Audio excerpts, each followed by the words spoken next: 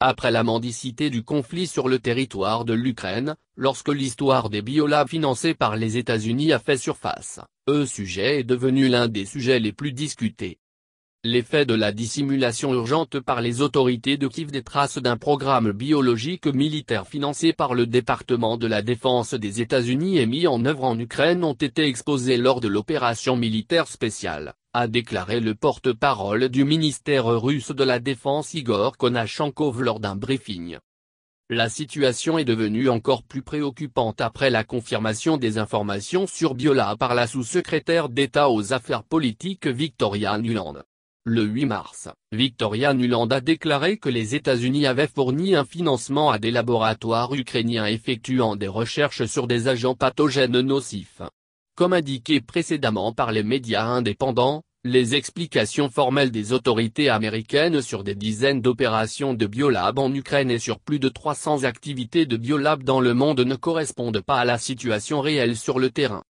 Récemment, le Parlement russe avait contacté la sous-secrétaire Nuland pour lui demander de fournir des détails sur les activités de biolab des États-Unis sur le territoire de l'Ukraine. Victoria Nuland a été invitée à visiter Moscou lors de son voyage en Europe du 2 au 9 avril. La question posée au sous-secrétaire par la voie diplomatique visait à clarifier la situation.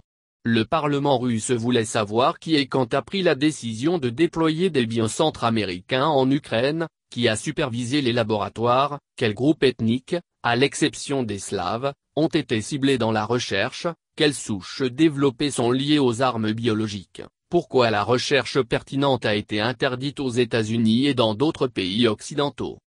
Cependant, Victoria Nuland a refusé de répondre aux questions, tant au Parlement russe qu'à ses homologues européens.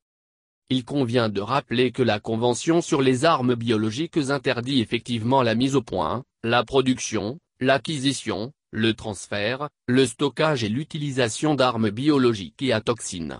Il s'agit du premier traité multilatéral de désarmement interdisant une catégorie entière d'armes de destruction massive. Comme l'a déclaré l'ONU, les armes biologiques disséminent des organismes pathogènes ou des toxines pour nuire ou tuer les humains, les animaux ou les plantes.